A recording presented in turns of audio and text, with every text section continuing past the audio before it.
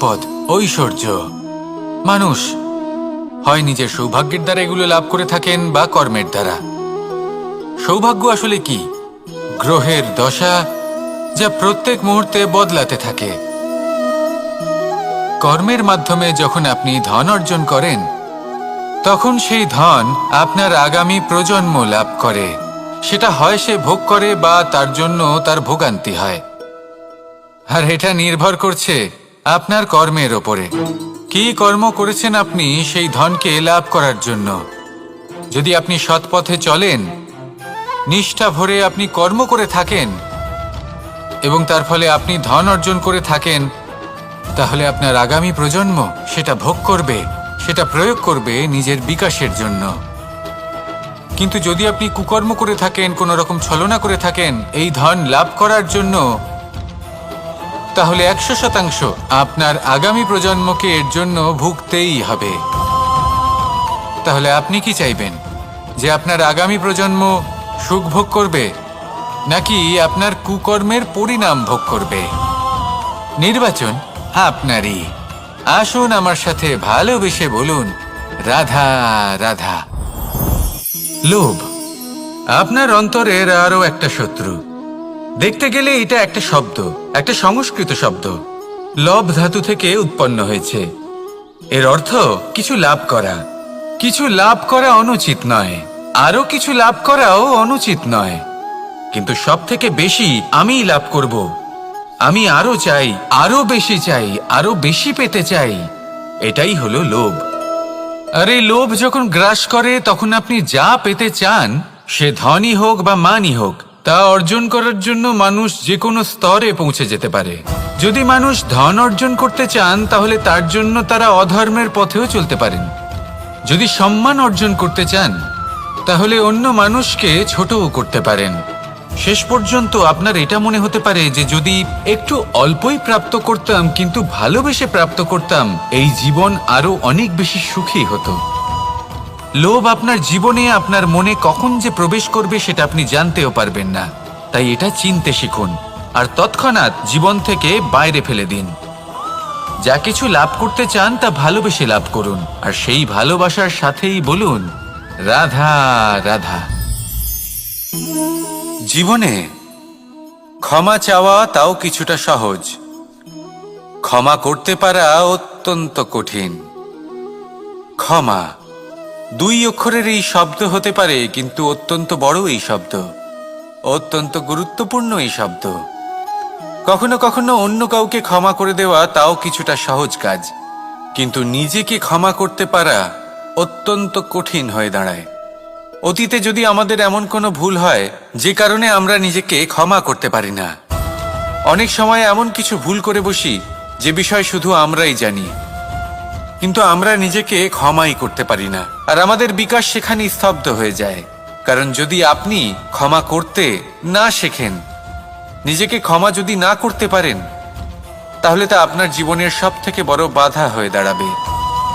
সেই জন্য জীবনে অবশ্যই শিখুন যে কিভাবে নিজেকে ক্ষমা করতে হয়, আর শিখুন যে আগের করা ভুল আবার কি করে না করা যেতে পারে। এই মন হালকা হবে আর প্রসন্ন হয়ে বলবে, রাধা রাধা। এই সংসারে যখনই কোনো সমস্যা আসে, তখন আমরা আমাদের সব থেকে বড় সম্বলের কাছে আশ্রয় খুঁজি, তা হলো আমাদের বিশ্বাস। এবার প্রশ্ন হলো এটাই যে এই বিশ্বাস কার উপর করা যেতে পারে? পরিবারের ওপর, বন্ধুর ওপর, নাকি তাদের ওপর বিশ্বাস করা উচিত যাদেরকে আমরা কখনো সঙ্গ দিয়েছি? দেখুন, এই সংসারে বিপদের সম্মুখীন হলে কে আপনাকে সাহায্য করবে সেটা নির্বাচন করা আপনার হাতে নেই। সেটা সেই সকল ব্যক্তির উপর নির্ভরশীল যে তারা আপনাকে সাহায্য করবে নাকি করবে না। অর্থাৎ যখনই কোনো বিপদ আসে, সর্বপ্রথম তার সম্মুখীন আমাদের নিজেকেই হতে হয়, আর তার জন্য প্রস্তুত থাকা প্রয়োজনীয়। সেই শক্তি, সেই সাহস অর্জন করা প্রয়োজনীয়। দেখুন, যখনই অন্ধকার আসে, তখন সবার আগে কে আপনাকে ত্যাগ করে চলে যায়? আপনার নিজেরই ছায়া। এই অন্ধকারের সম্মুখীন হতে হয় অন্তরের প্রদীপের দ্বারা, অন্তরের আত্মা দ্বারা। তবেই আপনি অন্ধকারের ওপর জয়লাভ করতে পারবেন। সেই জন্য যে বিপদই আসুক না কেন নিজেকে তার জন্য প্রস্তুত রাখা উচিত। সেই সাহস নিয়ে আসুন। এমন কোনো বিপদ নেই যে আপনাকে ভেঙে দিতে পারে। আসুন আমার সাথে ভালোবেসে বলুন, রাধা রাধা। মানুষ সবসময় চায় যে তার জীবনে যেন কখনো কোনো সমস্যাই না আসে। সে চায় তার জীবন যেন শুধুমাত্র শান্তি এবং সুখের দ্বারা পূর্ণ থাকে। কিন্তু এই চাহিদা অনুচিত কিছু নয়। আমরা সবাই এটাই চাই যে জীবনে সুখ থাক, শান্তি থাক। কিন্তু এই কথা সবসময় মনে রাখবেন, যে সূর্য উদিত হন সংসারকে প্রকাশমান করেন, দুপুরবেলায় সংসারকে রৌদ্র প্রদান করেন, সন্ধেবেলায় তাকেও অস্ত যেতে হয়। এবার আমাদের জীবন চক্র কিছুটা এরকমই। কোনো কিছুই চিরকাল একরকম থাকে না। কখনো এই নদীকে দেখুন যা বয়ে চলেছে। এই নদী যা বয়ে চলেছে তার পথেও অনেক বিপদ আসে। বড় বড় পাথরের সম্মুখীন হয়ে তাকেও সামনে এগিয়ে যেতে হয়। একটি পুকুর যা চারদিক থেকে ঘেরা, তার জীবনে কিন্তু কোনো সমস্যা নেই। কিন্তু এই সংসারে পুকুরের পুজো করা হয় না, পুজো করা হয় নদীকে। মনে রাখবেন, সমস্যার ঊর্ধ্বে তিনি উঠতে পারেন যিনি সমাধি লাভ করেছেন, যিনি এই সংসারেই নেই। যিনি এই সংসারে আছেন এবং জীবিত আছেন, তার জীবনের সমস্যা হলো শ্বাসবায়ুর মতোই গুরুত্বপূর্ণ। আসুন আমার সাথে ভালোবেসে বলুন, রাধা রাধা। আজ আমি আপনাকে একটা ছোট্ট কাহিনী শোনাবো। একবার আমি, রাধা আর দাদা, আমরা তিনজনে মিলে লুকিয়ে একটা উপবনে গেলাম আম পেড়ে খেতে। অনেক পরিশ্রম করে আমরা ওখানে পৌঁছলাম আর আমরা আশ্চর্যচকিত হয়ে গেলাম এটা দেখে যে এবার তো আম পাকেইনি। এবার দাদা কি করলেন, একটা আম পাড়লেন আর সেটা চাখলেন, আর উনি নিরাশ হয়ে পড়লেন। উনি বললেন যে এটা তো খুবই টক। তারপর রাধা একটা আম পাড়ল আর সেটা চেখে দেখল, আর রাধা উৎসাহিত হয়ে পড়ল। আমি রাধাকে জিজ্ঞেস করলাম, কি হয়েছে, তুমি এত উৎসাহিত কেন? তখন রাধা বলল যে এবার এত বেশি টক আম হয়েছে যে এগুলো দিয়ে আমরা আচার বানাবো। তাহলে দাদা ওখান থেকে বেরিয়ে গেলেন নিরাশ হয়ে এবং খালি হাতে। রাধাও ওখান থেকে বেরিয়ে গেল কিন্তু উৎসাহিত হয়ে, আর অনেকগুলো কাঁচা আম সাথে নিয়ে। এর থেকে আমরা কি শিক্ষা পেতে পারি? যে প্রত্যেকটা স্থানে এমন কিছু রয়েছে যেখান থেকে আমরা কিছু একটা শিক্ষা লাভ করতে পারি, যা আমাদেরকে বিকাশের পথে নিয়ে যেতে পারে। এই শিক্ষা প্রত্যেক স্থানে আছে। সবকিছু আমাদের দৃষ্টিভঙ্গির উপর নির্ভর করছে। যখনই আমাদের জীবনে, আমাদের সম্পর্কে কোনো সমস্যা, কোনো বিপদ আসে, তখন বেশিরভাগ মানুষ সেই বিষয় নিয়ে দুঃখী হয়ে পড়েন। আর কিছু মানুষ এমনও থাকেন যারা শেষ পর্যন্ত তার সমাধান করেন, বিপদকে পরাজিত করেন, সম্পর্কগুলিকে আবার জুড়ে দেন। যদি আপনি সুখের খোঁজ করেন তাহলে আপনি সুখ অবশ্যই পাবেন, প্রসন্নতা অবশ্যই পাবেন। যদি আপনি দুঃখ খোঁজেন তাহলে দুঃখ অবশ্যই পাবেন। এবার আপনি কি খুঁজতে চান, সেই চয়ন আপনারই। আসুন আর আমার সাথে ভালোবেসে বলুন, রাধা রাধা। কখনো কোনো প্রজাপতিকে উড়তে দেখেছেন? কি সুন্দর উড়ে বেড়ায় সে, এক ফুল থেকে অন্য ফুলে, এক পাতা থেকে অন্য পাতার ওপর। কিন্তু সে কিভাবে উড়তে শেখে কখনো ভেবেছেন? জন্ম থেকেই কিন্তু প্রজাপতির ডানা থাকে না। ও কিন্তু ছোট্ট একটা ডিমের আকারে জন্ম লাভ করে। তারপর সেই ডিমটি ভেঙে একটি কীট বাইরে আসে। আস্তে আস্তে সে বড় হয়, ওর শক্তি বৃদ্ধি পায়। তারপর সে সেই কীট দশা ত্যাগ করে নিজের ডানাগুলি মেলে। এই প্রক্রিয়া তার কাছে সরল নয়, অত্যন্ত যন্ত্রণাদায়ক প্রক্রিয়া, কিন্তু সে সেই যন্ত্রণা মেনে নেয়। আর তারপর আস্তে আস্তে সে উড়তে শেখে। শুধুমাত্র আকাশে উড়ে বেড়ায় তা নয়, আমাদের মনের মাঝে উড়ে বেড়ায়। এবার এই ডিম থেকে প্রজাপতি হয়ে ওঠার যে যাত্রা, এটা যতটা কঠিন, ততটাই কঠিন হয় এই সংসারে শ্রেষ্ঠ কর্ম করা, ততটাই কঠিন হয় এই সংসারে মহান হয়ে ওঠা। সেই জন্য প্রয়োজনীয় প্রচেষ্টা এবং সময়। নিরন্তর প্রচেষ্টা করতে থাকুন, পর্যাপ্ত সময় নিন এবং আপনি নিজেকে এই আকাশে উড়ন্ত অবস্থায় পাবেন। আসুন আমার সাথে ভালোবেসে বলুন, রাধা রাধা, রাধা রাধা। আপনারা হয়তো ভাবছেন কি আশ্চর্য ব্যাপার, প্রত্যেকবার আমি কথা শেষ হওয়ার পরে রাধা রাধা বলি। এইবার আমি আগেই বলে দিলাম। কারণটা কি? কারণ হলো অত্যন্ত বিশেষ। প্রত্যেকবার কথা সমাপ্ত হবার পরে আপনাদের সবার মধ্যে ভালোবাসা বিতরণ করতে চাই, তাই রাধা রাধা বলি। কিন্তু এইবার এই নতুন এবং বিশেষ সূত্রপাতে প্রথমে প্রেম বিতরণ করা অত্যন্ত আবশ্যক।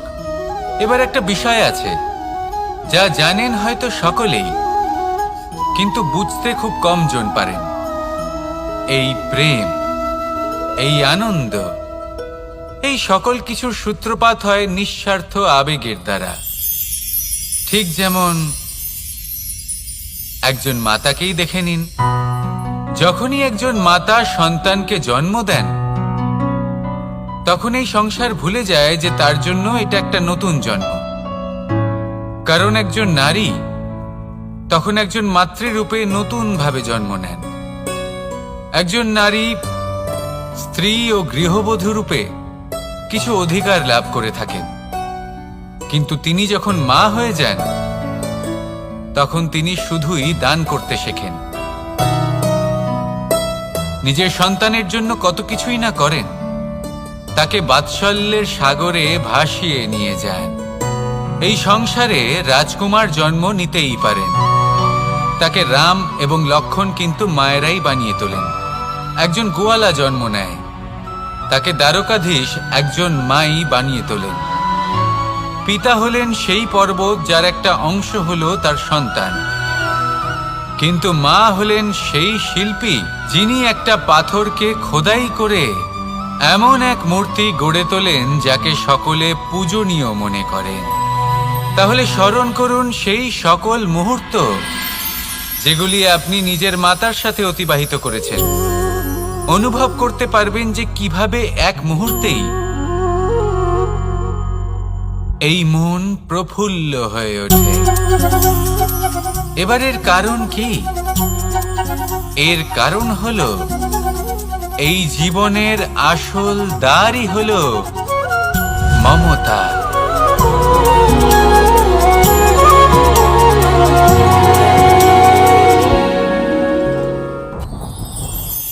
যত শক্তিশালী এই মন, তত শক্তিশালী এই শরীরও। এই যে আমাদের শরীর, এটা আসলে কি? এ হলো একটা রথের মতো। আর একটা রথ ততক্ষণ চলতে পারবে না যতক্ষণ না তাকে কোনো সারথি চালাবে। এই মন হলো শরীরের সারথি। এবার ভাবুন, যদি এই সারথি শক্তিহীন হয়, দুর্বল হয়, তাহলে এই রথের কি হবে? এটা উচিত পথে চলতে পারবে না, উচিত গতিতে চলতে পারবে না, মন মতো স্থানে এটা পৌঁছতেও পারবে না। সেই জন্য মনের শক্তি অত্যন্ত প্রয়োজনীয়। এবার মনের শক্তি আমরা কোথা থেকে লাভ করি? দৃঢ়তার শক্তি থেকে। এবার এই শক্তি আমরা কিভাবে বাড়াতে পারি? আমরা প্রতিদিন কিছু নতুন স্থির করি, কিছু ছোট কিছু বড়। আর যেই আমরা নতুন কিছু পূর্ণ করি, আমাদের মনের শক্তি বেড়ে যায়। আর যদি পূর্ণ না করতে পারি, মনের শক্তি কমে যায়। একটা দেওয়ালের মতো ছোট ছোট ছোট ছোট শিলা আমরা একটার পর একটা স্থাপন করে একটা দেওয়াল তৈরি করি। এতগুলো পাথর যখন একত্রিত হয়ে যায়, তখন এমন এক দেওয়াল তৈরি হয় যাকে ভাঙা প্রায় অসম্ভব হয়ে দাঁড়ায়। সেরকমই হয় মন এবং দৃঢ়তা। ছোট ছোট কাজ করে নিজের লক্ষ্য পূর্ণ করুন। এই লক্ষ্য যদি পূর্ণ হয়, তবে মনের শক্তি বাড়বে। কিছুটা এইভাবে যে যত বড়ই বিপদ আসুক না কেন, সেই বিপদ নিজে হার মেনে নেবে, কিন্তু আপনার মন ততটাই শক্তিশালী থাকবে। তাই মনের শক্তি বাড়াতে থাকুন, যাতে আপনি উচিত পথে চলতে পারেন, উচিত গতিতে চলেন আর মনোবাঞ্ছিত স্থানে পৌঁছতে পারেন। তবেই এই মন প্রসন্ন হয়ে বলবে, রাধা রাধা। আমি রাধাকে ভালোবাসি, আর এই কথাটা সমগ্র সংসার জানে। আর সময় অন্তরে লীলার দ্বারা, বিভিন্ন ঘটনা দ্বারা, কর্মের দ্বারা আমি নিজের এই ভালোবাসা রাধার সামনে প্রকাশ করি। এবার আপনি বলবেন, এসবের কি প্রয়োজন? রাধা কি এই কথা জানে না যে কৃষ্ণ তাকে কতটা ভালোবাসে? অবশ্যই জানে, কিন্তু এই যে ভালোবাসা, তা মনে রেখে দেওয়ার জন্য নয়, তা প্রকাশ করার জন্য। আর বারংবার এই ভালোবাসাকে প্রকাশ করা উচিত, উচিত সময় এবং উচিত সুযোগ দেখে। কিরকম? এবার যদি আপনি প্রেমীর সাথে কোনো উৎসবে থাকেন, তাহলে তার সাথে নৃত্য সঙ্গীত করুন। যদি ভিড়ের মাঝে থাকেন, তখন প্রেমীকে সম্মান করুন, একান্তে প্রসাধন করুন। দুঃখের সময় তার হাত ধরে থাকুন, সুখের সময় আলিঙ্গন করে রাখুন। এই প্রেম যত প্রকাশ করবেন, ততই এই প্রেমের বৃদ্ধি হবে। এই প্রেম আরো বেশি গভীর হবে, অটুট হবে। তাই এই প্রেমকে মনে নয়, আপনার জীবনে স্থান দিন। মন খুলে প্রকাশ করুন আর আমার সাথে ভালোবেসে বলুন, রাধা রাধা। মুঠো হাতের শক্তি বেশি, মুঠো খুললেই তা দুর্বল। তা এমন কি থাকা উচিত এই বন্ধ মুঠোয় যা লাখের সমান? মানসিকতা এবং স্বপ্ন। মানুষ জন্মগ্রহণ করে, তার মানসিকতা সময়ের সাথে উন্নত হয়। মানসিকতা অনুযায়ী সে স্বপ্ন দেখে, আর সেই স্বপ্ন সার্থক করতে সে পরিশ্রম করতে থাকে। কিন্তু খুব গুরুত্বপূর্ণ একটা কথা আছে যা আপনার মনে রাখা উচিত। আপনার এই মানসিকতা, আপনার এই স্বপ্ন, তা যেন আপনার নিয়ন্ত্রণে থাকে। আপনার বন্ধ মুঠোয় যেন এর লাগাম থাকে, আপনি যেন এর প্রভু হন। যদি তা হয়, তবেই আপনি লাভবান হবেন। যদি এরা আপনাকে নিয়ন্ত্রণ করতে থাকে, যদি আপনার মুঠো খুলে যায়, না পথ আপনার নিয়ন্ত্রণে থাকবে, না মানসিকতা থাকবে, না স্বপ্ন নিয়ন্ত্রণে থাকবে। আর যদি তাই হয়, তাহলে আপনি আপনার ভবিষ্যৎ নষ্ট করে ফেলবেন। তাই নিয়ন্ত্রণ করতে শিখুন নিজের বিচার বুদ্ধি, নিজের মানসিকতা, নিজের স্বপ্নকে। নিজের এই স্বপ্ন পূরণ করুন আর আমার সাথে ভালোবেসে বলুন, রাধা রাধা। আমার কাছে যশোদা মা যেমন, আমার কাছে দেবকী মা যেমন, আমার কাছে ঠিক তেমনই হলেন গোমাতা। এবার ভেবে দেখার বিষয় হলো এটা, যে এই সংসারে অসংখ্য প্রাণী আছে। একজন গাইকে একজন মায়ের মর্যাদা কেন দেওয়া হয়? তাহলে এর অনেকগুলো কারণ আছে। এই গাই অর্থাৎ গোমাতা, এনারা হলেন অত্যন্ত শান্ত, শান্তি প্রিয়, কখনো কারোর কোনো ক্ষতি করতেই পারেন না। গোমাতা যে দুধ নিজের বাছুরকে পান করান, সেই দুধই আমাদেরও দেন। সেই দুধ পান করে আমরা শক্তি লাভ করি। এই দুধ থেকে আমরা মাখন, ঘি, পায়েস, এইসব সুস্বাদু খাবার লাভ করি। গোমাতার গোবর আমাদের জ্বালানি হিসেবে সাহায্য করে, যার ফলে খুব কম সংখ্যক কাঠ ব্যবহার করা যায় এবং বেশিরভাগ জঙ্গল সুরক্ষিত থাকে। গোমাতার গোমূত্র, সেটাও আমাদের কাছে লাভজনক। এর দ্বারা আমরা অনেক রোগ থেকে মুক্তি লাভ করতে পারি। গোমাতা যখন একটি বাছুরকে জন্ম দেন, তখন সেই বড় হয়ে আমাদের ক্ষেত কর্ষণ করে। সেই জন্য গাইকেও জীবনে মায়ের মর্যাদা দেবেন। যতটা সম্ভব তাকে সেবা করুন এবং ভালোবেসে তাকে পালন করুন। এই মন নিজে থেকেই প্রসন্ন হয়ে বলবে, রাধা রাধা। চলতে থাকা, থেমে যাওয়া, বিশ্রাম নেওয়া, তারপর দম নিয়ে পুনরায় দাঁড়িয়ে পড়া, আর তারপর আবার সেই পথ চলা।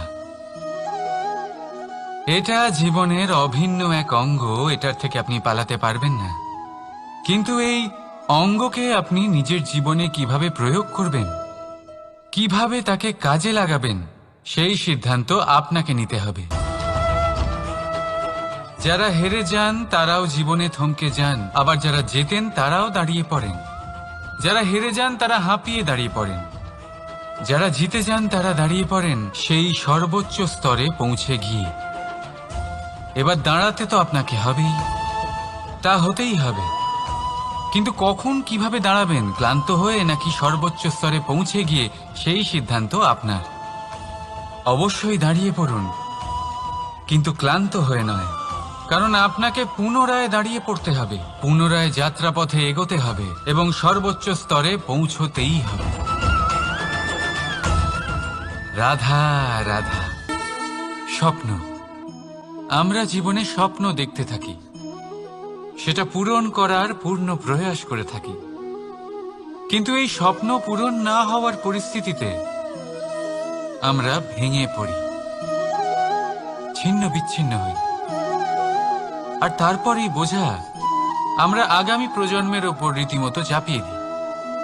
আমরা এটাই মনে করি যে আমরা যেটা হতে পারিনি সেটা আমাদের সন্তান অবশ্যই হবে।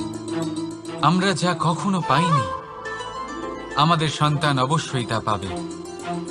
এটা যে অনুচিত সেটা আমরা ভাবি না, কিন্তু এটা ভুল।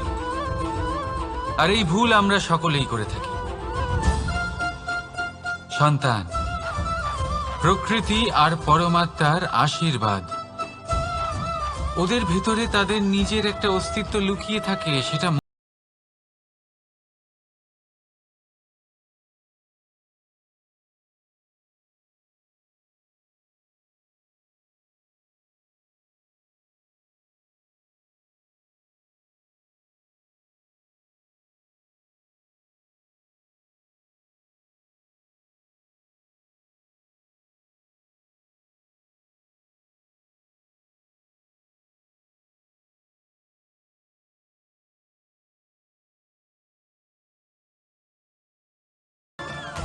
রাধা রাধা।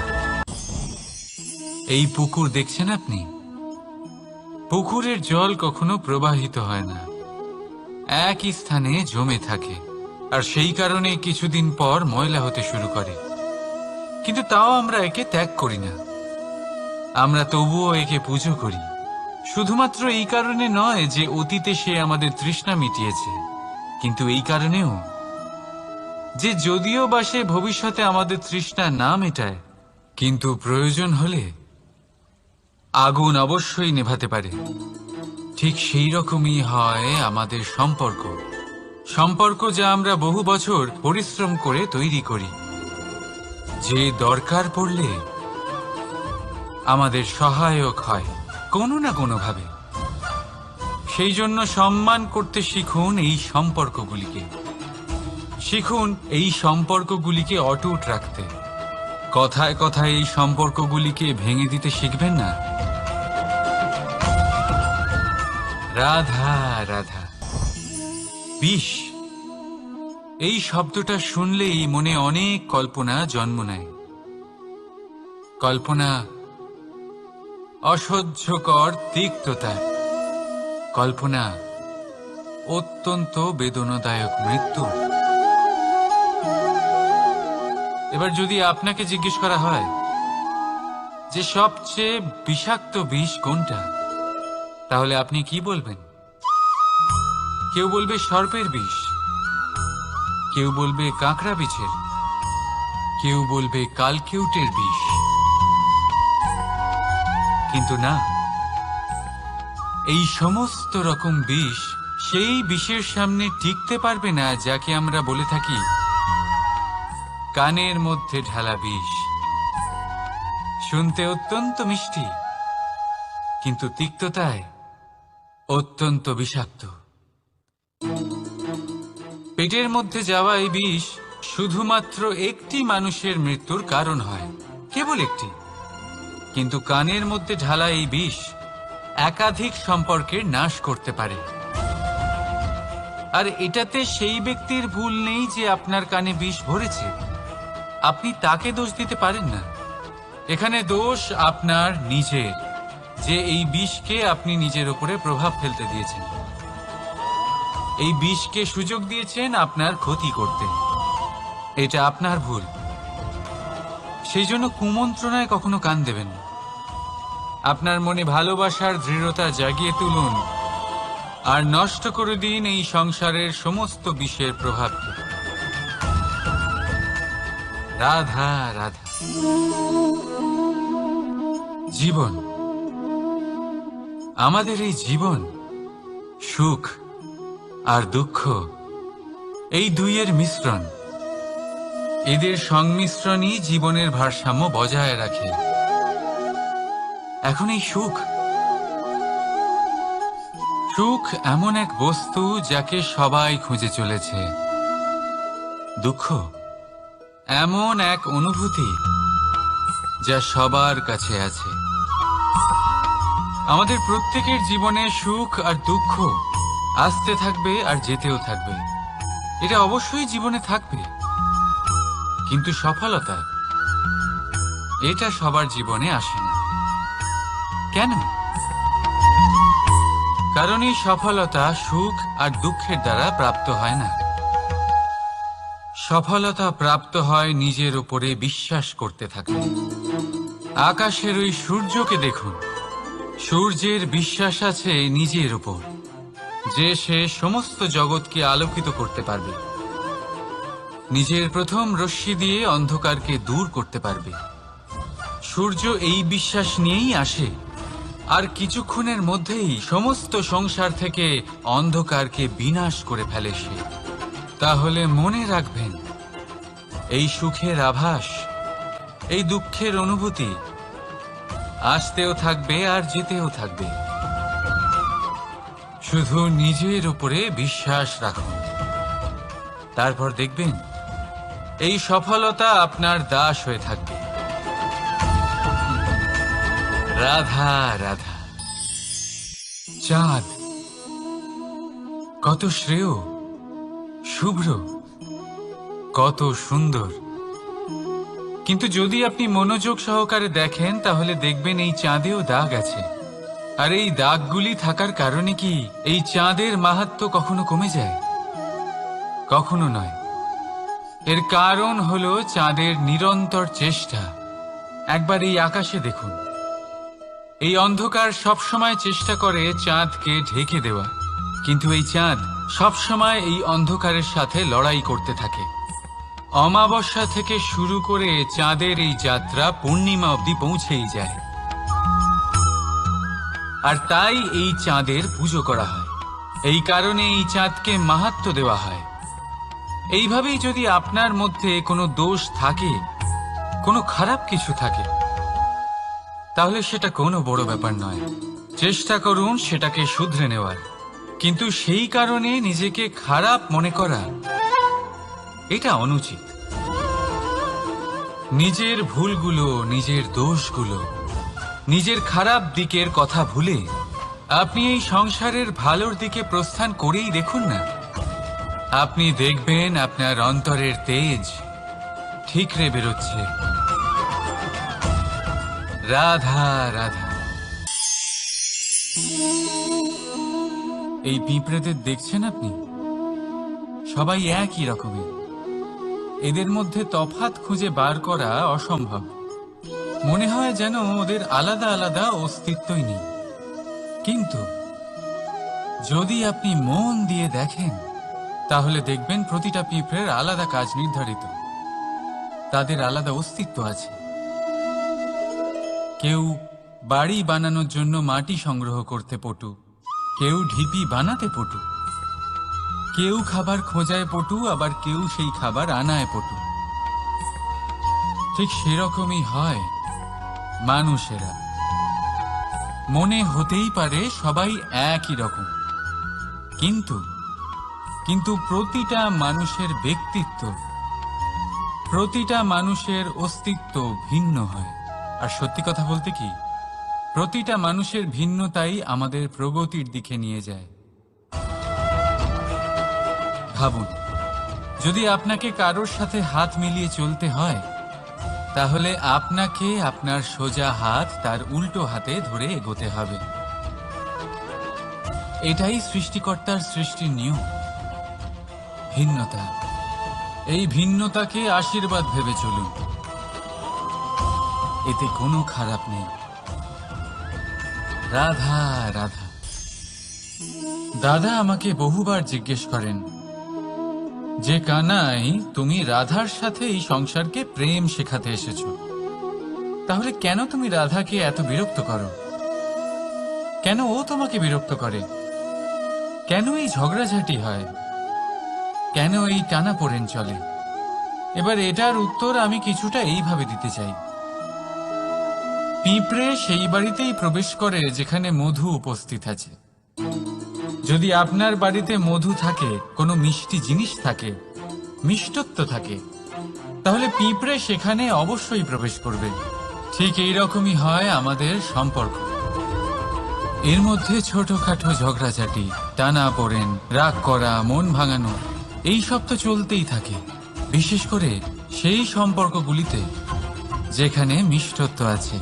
মনে রাখবেন, যেই সম্পর্কে কোনো খুনসুটি নেই, রাগ করা, মান ভাঙানো নেই, কোনো ছোটখাটো ঝগড়াঝাটি নেই, সেই সম্পর্ক শুধুমাত্র মস্তিষ্ক দিয়ে পালন করা হচ্ছে।